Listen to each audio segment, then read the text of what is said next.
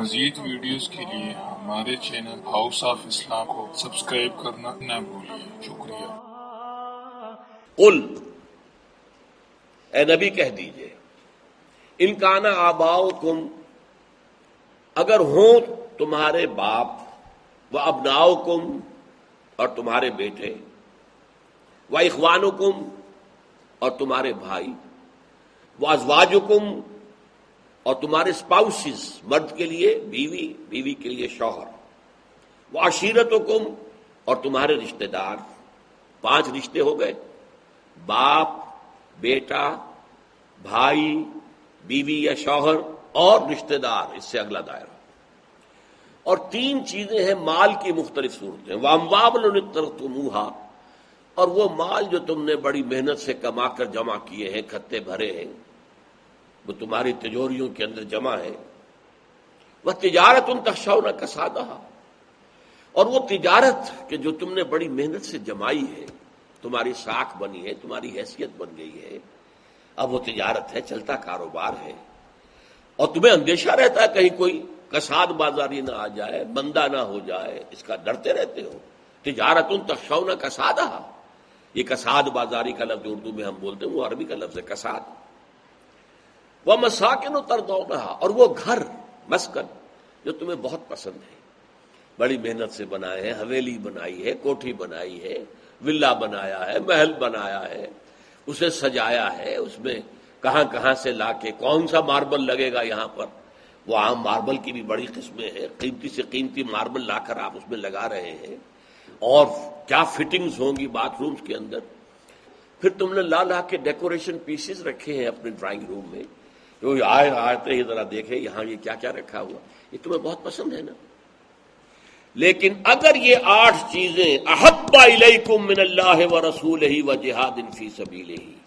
اگر یہ 8 چیزیں زیادہ محبوب ہیں تمہارے نزدیک اللہ سے اور اس کے رسول سے اور اللہ کی راہ میں جہاد کرنے سے، فتربصوا، تو جاؤ انتظار کرو، حتی یاتی اللہ بامرہ، یہاں تک کہ اللہ اپنا فیصلہ سنا دے۔ واللہ لا یہدی القوم الفاسقین، اور اللہ ایسے فاسقوں کو ہدایت نہیں دیتا۔ یہ نوٹ کر لیجئے، یہ ہے قرآن کا فیصلہ۔ بڑا پیارا شعر اقبال کا ہے، یہ مال و دولت دنیا، یہ رشتہ و پیوند، بتان وہم و گما لا الہ الا اللہ، خودی کا سر نہاں لا الہ الا اللہ۔ ایک عجیب نظم ہے ان کی یہ،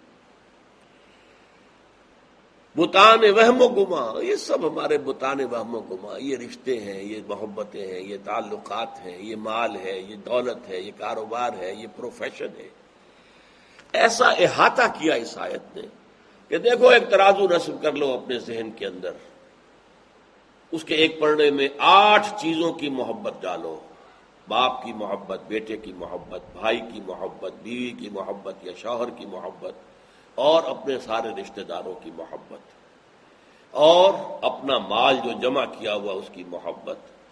اور اپنی تجارت جس کو بڑی محنت سے جمایا ہے اس کی محبت، اور اپنے وہ مکان جو تم نے بڑے ذوق شوق سے بنائے ہیں، جو تمہیں محبوب ہیں، ان کی محبت۔ اگر یہ 8 محبتیں والا پلڑا، اور دوسرے پلڑے میں ڈالو اللہ کی محبت، رسول کی محبت، اور اس کی راہ میں جہاد کی محبت، اگر یہ بھاری ہے تو جاؤ دفع ہو جاؤ، فتربصوا، جاؤ انتظار کرو، پھر تم ہمارے مخاطب ہی نہیں ہو، پھر تم سے ہماری گفتگو ہی نہیں ہے،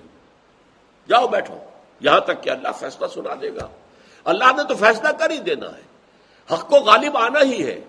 باطل مغلوب ہو کر رہے گا۔ یہ تو سورہ بنی اسرائیل میں آیت آ چکی، قل جاء الحق وزهق الباطل ان الباطل كان زهوقا۔ وہ تو کچھ دیر کی بات ہے، لیکن یہ کہ اگر اب بھی تمہارے پاؤں میں یہ بیڑیاں پڑی ہوئی ہیں، اب بھی یہ محبتیں تمہیں روکتی ہیں، اللہ کی محبت، اللہ کے رسول کی محبت، اور اللہ کی راہ میں جہاد کی محبت سے، تو جاؤ دفع ہو جاؤ، انتظار کرو، گو اینڈ ویٹ، فتربصوا حتی یاتی اللہ بامرہ، یہاں تک کہ اللہ اپنا فیصلہ سنا دے۔ واللہ لا یہدی القوم الفاسقین، اور اللہ تعالیٰ ایسے فاسقوں کو، ناہنجاروں کو، ایسے نافرمانوں کو زبردستی ہدایت نہیں دیتا۔